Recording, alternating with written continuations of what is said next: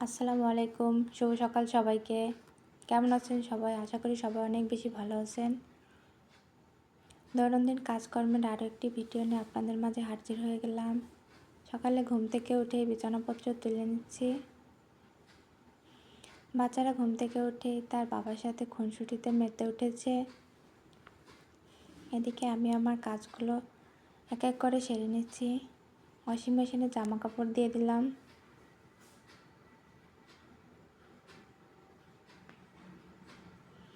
আমার ছেলেটা সকালবেলা ঘুম থেকে উঠে বায়না ধরেছে, সে চিকেন খাবে, তাই তোড়জোড় করে রান্না করা শুরু করে দিলাম।